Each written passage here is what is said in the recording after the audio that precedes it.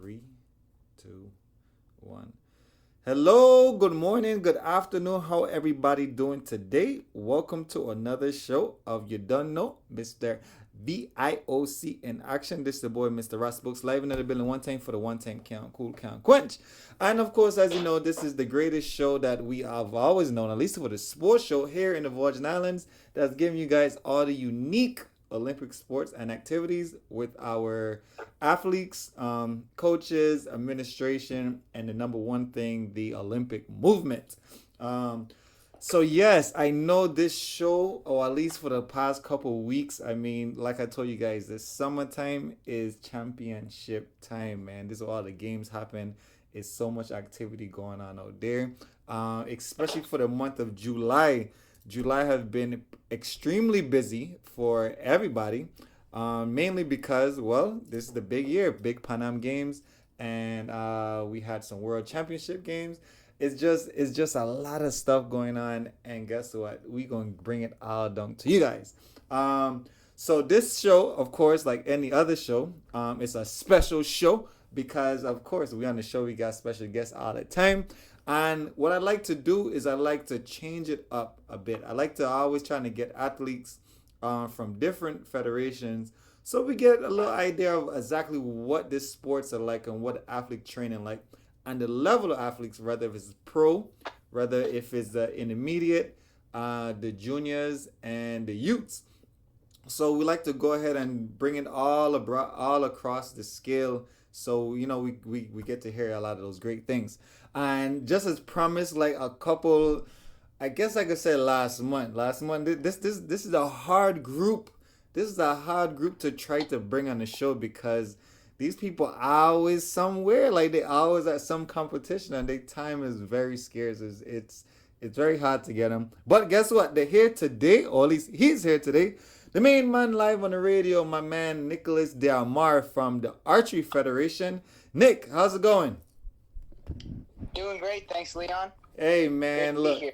I've been trying to get you guys on the show for like over 6, 7 weeks now, and I've been telling people, yeah, man, I'm gonna get the Archery guys on here, and now you guys are here. So welcome to the show. Thank you. Um, I like from since I wanted to bring you guys on the show, a lot of stuff have changed because we have went to some events that I wanted to talk about on the show. We don't came back from some of those events, and then we about to go to some more other events. So it's like, man, like, but I guess I'm glad to have you now that we have gone to some of those particular competitions and events. So we're gonna give people a heads up on everything because archery is a unique sport in general, and I don't know if our listeners know about it or at least know about you as well, because you're a young athlete coming up. So the first thing they would want to know is who the heck is Nicholas Edward Diamar? So pretty much, I do competitive target archery. I Mm-hmm. compete for the U.S. Virgin Islands. I do it. I compete for the national team, obviously, like Mm-hmm. you said. Mm-hmm. And pretty much, I've been training. I've been training really, really hard to try and qualify for the 2020 games. Right. Yeah, I'm also going to San Diego State next year. Going into college next year. Still really young, so going into college next year. Just graduated. Okay. Mm-hmm. Yeah, not really much else. Just a lot of training in my life.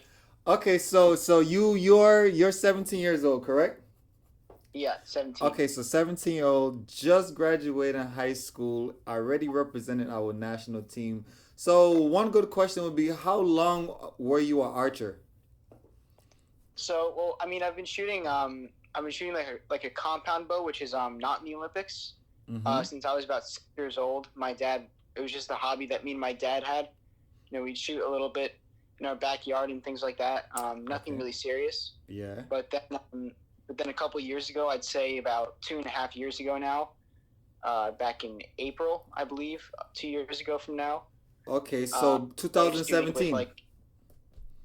Sorry? So 2017 April.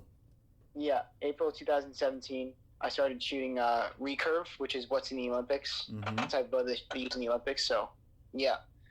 Okay, so the people don't know what the heck is a compound or recurve bow. So we're gonna ask you to differentiate the two. So, what was the compound bow that you were shooting before when you were 15? So, what is that bow, and what's the difference between that and a recurve bow? So a compound bow is essentially it's essentially it's like a recurve bow, but it has special it's been specialized for a little bit to give the archer a little bit more of an advantage. It has these things called cams, which are essentially wheels at the top of the bow, which once you pull it back to a certain point, they stop. You can't pull the bow back any further, which creates a more consistent shot. I mean, if I pull the bow back further, it's going to create more power, so the air is going to go higher. Okay. So it essentially creates more consistency. I mean, a lot of people call the cams training wheels. Okay. But yeah, so but a recurve bow is pretty much like a bow that Robin Hood would use. With an Olympic recurve bow is essentially something that Robin Hood would use, but it's got but it's made out of modern materials like aluminum, carbon fiber, things like that. So the one we're using now is the traditional Robin Hood, still from the rich gives back to the poor type of bow, but it's just with the newer materials available now for the efficiency. Yeah, and also with a few other things like sight, an easier way to aim. Okay. Also, these rods that hang off the side that help stabilize the bow. Mm-hmm. But yeah, essentially the same concept. Okay, so what's the weight on these bows? So I pull 47 pounds once I'm at full draw. Uh, What? so pretty much that's the amount of tension that's on the string when it's in my fingers at full draw. Yeah. 47 pounds. I've heard of people shooting up to 64 pounds. That's really, really rare. I've only heard of one person do it for competition Okay. in a recurve bow. But most people usually stick around like 47 to 50 pounds. Okay, so Yeah. the bow, what you saying is when you hold the bow up, you got pretty much a extra, let me see, most people, so you got about a third, nah, let's for a guy, about a fourth of their weight in the arms that you about to shoot, that you have to hold and hold it steady for X amount of seconds, and like before you release the bow, right? Yeah. Wow, well More like that's more like a third of my body weight. I'm 165, so okay. Well, yeah, yeah, yeah. So definitely, so a third of your weight, you pretty much holding there. So, wow, that's well, shoot, I didn't. Most people, well, I would think a bow would be like no more than maybe 10 pounds or so. But yeah. yeah. So people, you hear it out there? There are bows out there that weighs about a third to, or maybe some a half of you guys weight, depending on how big you are. Um, Yeah. so yeah, so no, that's cool, man. I hopefully people go out there and try it out some more. So that's cool. All right, so you just graduate, quote unquote, high school. Where did you go high school at? I went to high school in New Jersey. Okay, so one in Jersey, and then you are heading to university. Where are you going to university? I'm going to San Diego State. Okay, San So, Diego State, down in California. What's your major? well, it's kind of up in the air right now. I'm thinking mechanical engineering. Okay. But Now, definitely not a major. oh, and so was there any other schools in competition of where you wanted to go to, or you just pretty much I want to go to California? Well, I know I wanted to be in the San Diego area because they have the U.S. Olympic Training Center there, which is open for people to train at. So Okay. I wanted to be out there. But there were a few other colleges that I was looking at. I was looking at University of Colorado, Colorado Springs, which Mm-hmm. is near where my coach lives. He lives in Colorado Springs, so Oh yeah, Miss that Coach that's possible. Coach Angel, right? Yeah, Coach Angelo. Yes, yes, yes, Angela, cool guy, cool guy. Okay, Yeah, so you're out there in California, like you said, you mentioned close to the U.S. Training Center. I think that's pretty cool. So now you have a place to train. yeah, got a Uh, great place to train now. right. So how? Okay, so let me see. So so as different sports in athletics or in general, I do think it is a positive when you're next to a national training center. And why I Yeah, say that is because, well, one, you have state of the art equipment for one thing, and then two, you have people that's gonna be there that's been in the sport, and professionals that's been around there. And usually, like an old coach told me, steel sharpens steel. So when you're around these people that's really great, some of them, they it just kind of rub off on you, and you just be really, really great too. So I think that's yeah, extremely beneficial to be around a area like that, especially for people that doing what you're doing, in archery. yeah. So how competitive though? So I know we don't in the Caribbeans we know of archery, but we don't know how competitive it is, such as basketball or track and field or even bowling out there. Shout out to my bowlers over there in St. Croix, Yeah. Sydney.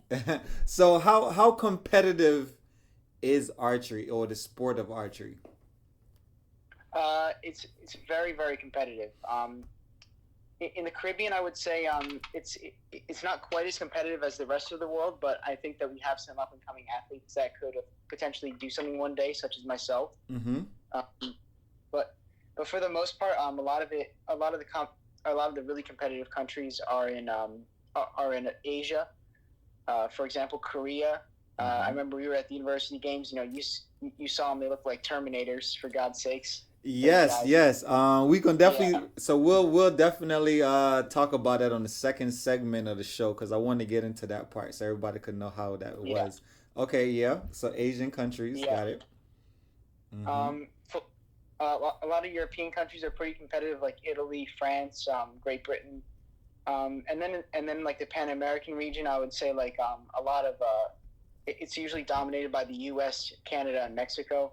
Mm-hmm. Um, yeah, so So as the you bring up the usuals. Pan American Games, what was so? Why aren't you at Pan American Games?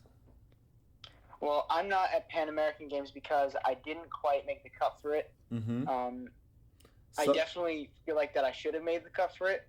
The scores that I was shooting at home beforehand, just to put this out there, the highest score shot there was a 643, okay. and today I had a really really crappy day, Mm-hmm. uh, and I shot a 643. Oh wow! So the score for there was like one of your worst days. Was like, man, I could have just got that on Yeah, your worst day. Um. without a doubt, definitely one of So my worst. so now for the audience, I have Nicolas bio here with me, so I have all this information. So I'm ticking and tacking some of the things through, and as I'm reading through, I see that he let me see, you shot a qualifier score of 640 at World Yeah, Championship in the Netherlands. So this was earlier this summer. yeah, Okay, so if I'm correct, so y'all listen to this now. So if you would have shot this in 2006, that right there would have placed you. You would have got a gold medal in '06 Beijing Olympics. yeah, yeah, Wow. All right. So, and remember, guys, this man is 17, So 17 years old, 2019 summer, at a score of 640. If he would have shot this, quote unquote, 8 years ago, wait, 2008 Olympics is how many years? Yeah, just over 8 years yeah, ago. You would have been our gold medalist for the Virgin Islands in archery shooting that. That would have been our first gold medal ever in Olympics. Um, but shooting this score. So archery is like, I guess it depends on which day you want to show up because I mean the field it seems competitive, but it's like any given day you could be a gold medalist or you could be at home in your house and not at Pan American Games. yeah. All right. And I think that in archery especially, Mm-hmm. it's so technical, and there are so many things that could go wrong. I mean, anyone can win or lose on any day. Really, Right. it's So so every sport for everybody defense would say, okay, well, it's technical here, it's technical there, but we don't understand what can be so technical this at this game at this particular sport than some other sport. So what is too technical or can be technical that kind of gives us an idea of what you kind of have to go through when you are shooting. For one thing, every single shot has to be exactly the same to put an arrow every single time in that 10 ring, which is Right. the highest. And I So mean, right, because I know, because you have a target, right? So all right. So let's explain your event. So in archery, you're what 75 feet away meters. 70 meters or 75 yards. Okay, so 75 meters or 75 yards away, and it's a target, and your target is about the size of a 18 wheeler tire that Yeah, has from a bullseye from 10 to I guess 0 or 1 out depending how far it yeah, goes. yeah. The Okay, one. so from 10 to 1 with a bullseye in the middle. Of course, the bullseye is the smallest target, and you have how many arrows per round do you have? During your qualifying round, you got 6 arrows, and that bullseye is 12 centimeters. Is 12 centimeters in diameter. So So small. you got this tiny. So which is why this the recurve bow that comes with the target on there that you can kind of see, where you got to shoot this small diameter in an area. So at 70 meters away. So okay, and now this is outside as well. So now you have the wind factor Yeah. to deal. You have this 40-pound bow in your hand, um, that you're shooting with, and then you have your concentration. So where you just gotta concentrate and you're breathing. How much is breathing important on it when you inhale or exhale? Breathing is pretty important. It controls your blood pressure. It controls your heart rate, and all those things have to be in the same order every single time. For example, if I'm having a really really high heart rate, then my arrows are going to start to go high. Mm-hmm. But if I have low heart rate one shot, my arrows are going to go low.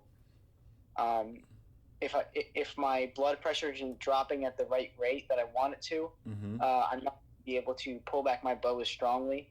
Right. So a lot of different things to think about that you can't even really feel that well. Yeah, I can see.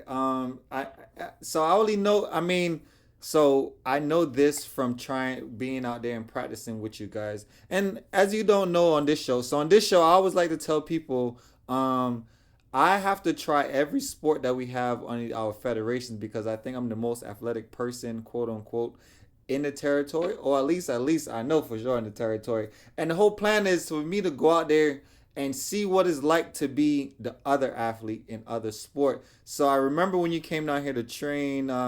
This was happened to be in the spring. I think spring break. Came down here in spring Yeah, break yeah, to train, and we was at the course, and which was at the pier outside, and I remember shooting bowls with you guys and how difficult it was, or at least the challenges that you kind of have to go through, on the particular field of practice. And I'm like, yeah, I mean, I did it and it was cool, but that was just me there for a week comparing to what you do every day, you know? yeah, So, yeah. guys, it's definitely a difficult sport. It takes a lot of patience. And what's your average amount of arrows you try to shoot a day? I try and shoot around 400 arrows a day. Sometimes I'll go up to 500 arrows. Sometimes I'll drop down to 300, but Mm-hmm. I try to keep an average of 400. Okay, so now here's the other thing now. So I'm assuming, like they say, you gotta practice shooting free throws, muscle memory, and so forth. So the amount of arrows you shoot in a day or per week, um, I guess the more you shoot it, the more mistakes you able to decrease or increase, depending on how it's because of statistics and probability. So now, Yeah. um, what's it? Okay, so the difference in between 3, 4, and 5 is one of those days a hard day or a medium day, or like what's the difference in shooting bows? I mean the arrows. Well, when you're really well conditioned, a 500 arrow day doesn't necessarily feel that bad.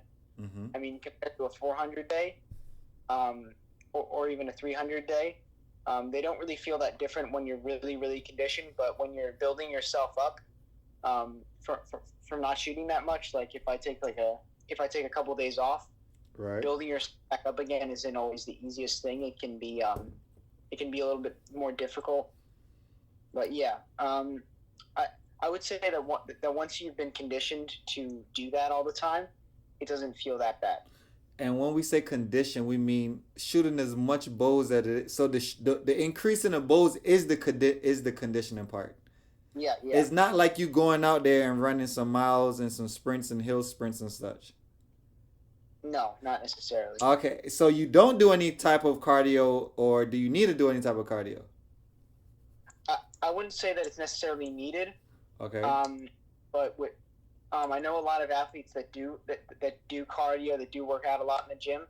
I'm not quite able to because of time constraints. Because I mean, it takes 8 hours. I mean, minimum 6 hours a day to shoot 400 arrows. Okay. And I have to go to school. I have to That's do all true. these other things. Balance. I got it. Over the summer, got a lot of other things that you got to get done. So I hear it.